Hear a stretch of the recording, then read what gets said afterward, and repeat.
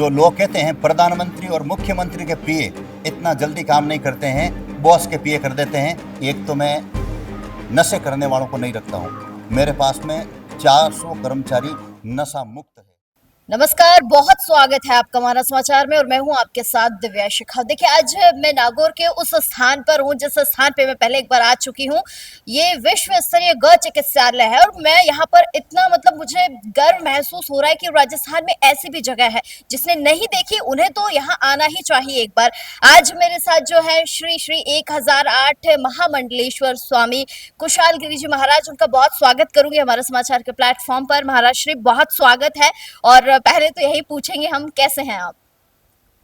ईश्वर की कृपा से एकदम ठीक हूँ जी। और आपके चैनल के सभी फॉलोवर्स को, आपकी टीम को विश्व स्तरीय गौ चिकित्सालय की ओर से कोटि कोटि अभिनंदन और स्वागत। महाराज जी, एक सवाल मेरे जहन में अभी घूम रहा है कि मैंने इतना फास्ट काम अपने जीवन में कभी नहीं देखा। मैं खुद डॉक्टरेट कर रही हूँ, मैंने कभी इतना सुपर फास्ट काम नहीं देखा। अगर मैं बात करूँ सीएम और पीएम की, तो उनके भी जो सेवाएं होती है इतने सुपर फास्ट नहीं होती। आपकी टीम के अंदर इतना जोश कैसे आता है? ये देखो, मेरे पास में पहले भी फौजी सिस्टम था। जी। पहले मैं अखाड़ा चलाता था बजरंग व्यायामशाला, आज भी फौजी सिस्टम है और जब तक धरती पर जीऊंगा मेरे पास में फौजी सिस्टम रहेगा। मेरे पास में एक अनुशासन है, बहुत अच्छी टीम है। जो लोग कहते हैं प्रधानमंत्री और मुख्यमंत्री के पीए इतना जल्दी काम नहीं करते हैं, बॉस के पीए कर देते हैं। और किसी को भी अगर वहम हो तो इस चैनल के माध्यम से मैं जानकारी दूंगा। आप नागौर आइए और मेरा एक कोई भी कार्यक्रम छोटा सा आप देखिए, आपको स्वतः ही मालूम पड़ जाएगा कि जो दिव्या जी ने जो बात कही है एकदम सही और सटीक कही है। महाराज, एक बात बताइए कि गौ सेवा मैंने देखी यहाँ पर, एक एक व्यक्ति जो है इतनी शिद्दत के साथ लगा हुआ है। हम घर पे भी इतनी सेवा नहीं करते होंगे, जो घरों में गाय रखते हैं वो लोग भी इतनी सेवा नहीं कर पाते। इतनी सेवा मैंने यहाँ देखी है। ये जोश जुनून गाय माता के प्रति समर्पण कहाँ से आता है? देखिए, जिस जगह पर जैसे संस्कार होते हैं, जैसा वातावरण होता है, अनुशासन होता है, तब ये सेवा संभव होती है। पैसों से कभी सेवा नहीं होती है। इसके अंदर हम कार्यकर्ता जितने भी, मेरे पास में 400 से ज़्यादा कर्मचारी है, तो उनको सबसे पहले कहा जाता है, और मैं भी ये कहता हूँ कि मैं भारत में सबसे अच्छी सैलरी देता हूँ। काम कम है मेरे पास, खाना थाली के अंदर 16 आइटम गोबर उठाने वाले के लिए, लेकिन मेरे पास में वही नौकरी कर सकता है जिसके हृदय के अंदर गौ सेवा हो। और गौ सेवा नहीं हो तो यहाँ आकर के उनके हृदय के अंदर गौ सेवा जगे, वही व्यक्ति मतलब क्या है, ये पावन पुनीत काम कर सकता है। एक तो मैं नशे करने वालों को नहीं रखता हूँ, मेरे पास में 400 कर्मचारी नशा मुक्त है। दूसरा, प्रतिदिन इनको सत्संग और भजन कीर्तन भी हम सुनाते हैं। फिर हमारी एक शाम को मीटिंग होती है संक्षिप्त, करीब 20-25 आधा घंटा की, 20-25 मिनट की, आधा घंटा की, जिसमें आज कहाँ कमी रही है उस पर चर्चा करते हैं। और यही कहते हैं कि गौ माता की अगर कोई सेवा करता है दिल से, अर्थ, धर्म, काम और मोक्ष, ये चारों चीज़ें उसे प्राप्त होती हैं। और ये चारों चीज़ें गौ माता के पैरों में निवास करती हैं। और सूर्य की पहली किरण के साथ में यहाँ पर गौ माता को भगवान का रूप समझ करके उसकी पूजा और आरती होती है विधिवत, जो कई मंदिरों में नहीं होती है। और उस समय करीब 30-35 कार्यकर्ता अलग अलग व्यवस्था संभालते हैं, आरती की, शंख बजाने की, नगाड़े की, झालर की, घंटा बजाने की, विभिन्न प्रकार की चंवर ढुलाने की, पुष्प इत्यादि की व्यवस्था। इतनी सुंदर आरती होती है। तो वो धीरे धीरे यहाँ लोग आते हैं कर्मचारी, तो उनके अंदर ये भाव जगता है। और हमारे पास में 2500 गौवंश हैं, उनके अंदर माता पिता का भाव देखते हैं कि हमारे माता पिता बीमार कैसे हैं, दादा दादी कैसे हैं, उनकी कैसे सेवा की जाती है। वो भाव समझ करके मतलब क्या है, सेवा की जाती है।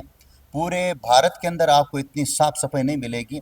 आप गायों के बीच में बैठ करके केवल मिट्टी पर आप भोजन कर सकते हैं, आपके कपड़े पर इतना सा भी दाग नहीं लगेगा और बिल्कुल भी कोई बदबू वगैरह नहीं आएगी। ये यहाँ का मतलब क्या है, सेवा का भाव का, श्रद्धा भाव का रिजल्ट है।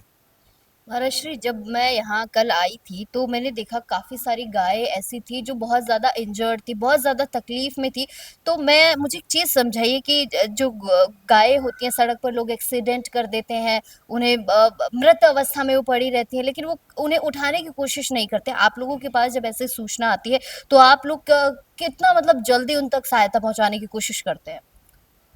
हमारे पास में जो सड़कों पर एक्सीडेंट गौ माता होती है उसमें ज़्यादातर वाहन चालकों के द्वारा होती है। नशा ज़्यादा करते हैं आजकल के युवा। मेरे हिसाब से 90% युवा नशा कर रहा है, और फिर वो नशा करने के बाद में वाहन चलाते नहीं हैं अच्छी तरीके से, लापरवाही से चलाते हैं, तो एक्सीडेंट होती है गौ माता और गौवंश।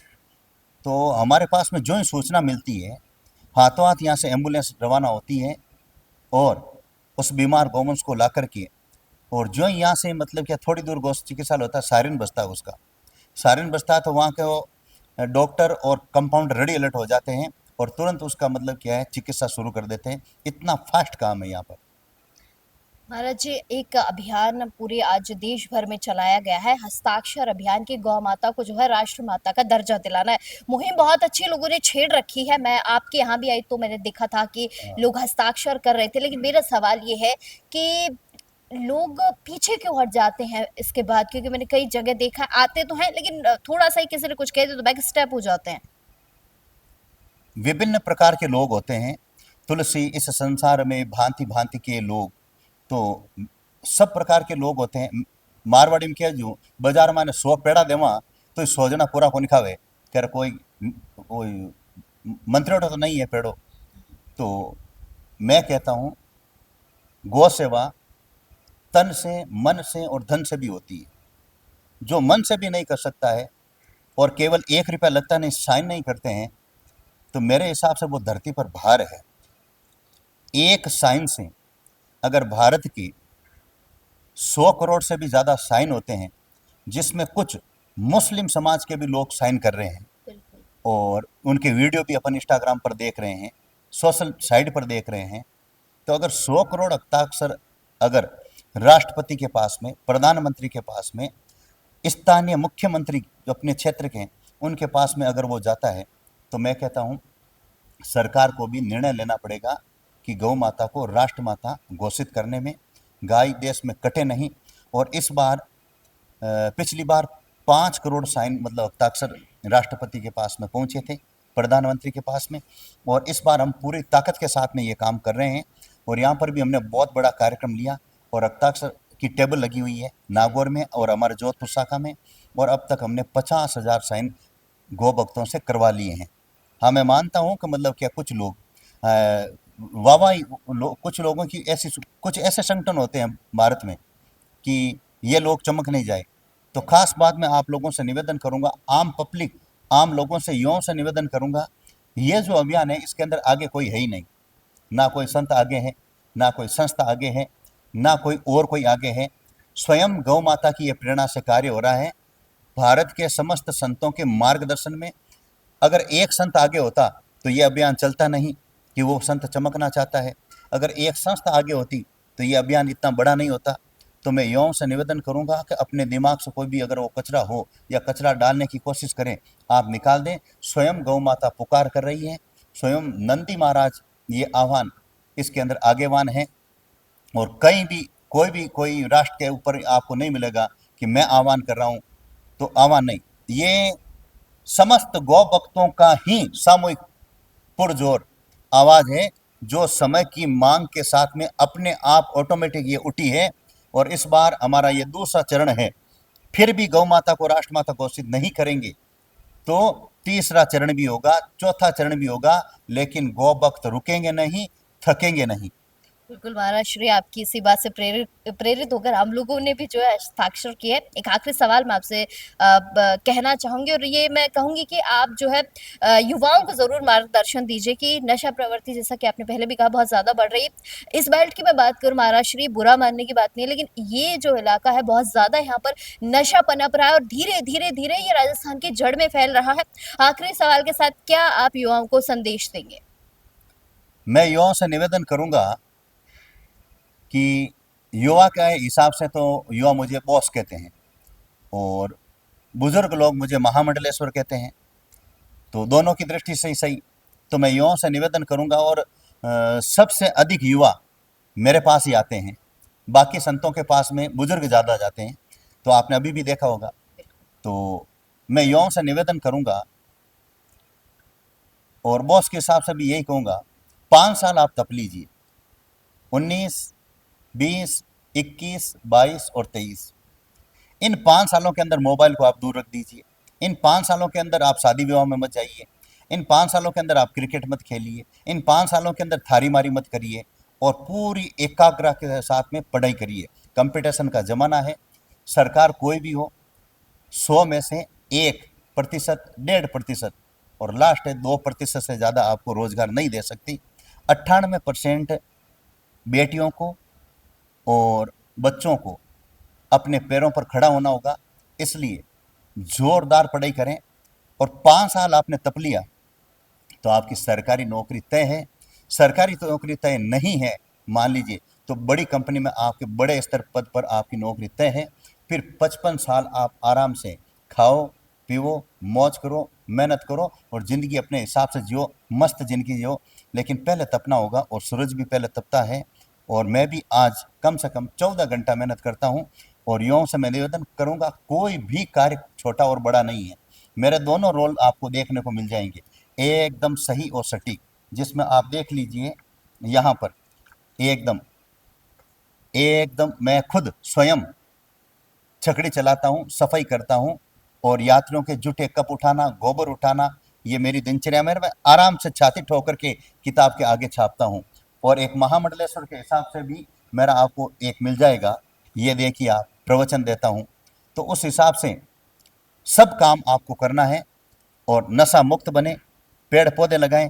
आप अगर देखना, मैं आपकी टीम से निवेदन करूंगा, मैंने कम से कम 1000 पेड़ लगाए हैं, जिसमें 700 पेड़ ये श्रवण सेन आपको अभी यहाँ आसपास भी दिखा देंगे। पेड़ लगाना कोई भी लगा देता है लगभग, लेकिन उसको बड़ा करना, एक पेड़ को बड़ा करना, महाभारत के अंदर आया हुआ है, भीष्म पितामह कहते हैं, एक बच्चे को बड़े करना और एक पेड़ को बड़ा करना दोनों को समान माना गया है। तो हम पेड़ लगाते हैं, पूरी मेहनत करते हैं, पौधा लगाते हैं और उसे पेड़ बनाते हैं। तो आप नशा मुक्त बने, पेड़ लगावें, पर्यावरण बचावें, कड़ी मेहनत करें और जीव दया की भावना रखें और परिवार के अंदर तालमेल रखें, आपसी सामंजस्य रखें और आगे बढ़ें। क्योंकि जमाना इतना स्वार्थ का आ गया है, धड़ल्ले से भारत के अंदर वृद्धाश्रम खुल रहे हैं। मेरे पास में भी 15 दिनों में एक बुजुर्ग व्यक्ति आ जाता है, बुजुर्ग महिला के, भाई आप इतनी गायों की सेवा कर रहे हो, मेरे को आप रखोगे क्या? मैंने कहा मेरे पास वृद्धाश्रम नहीं है, मैं बीमार गायें रख सकता हूँ।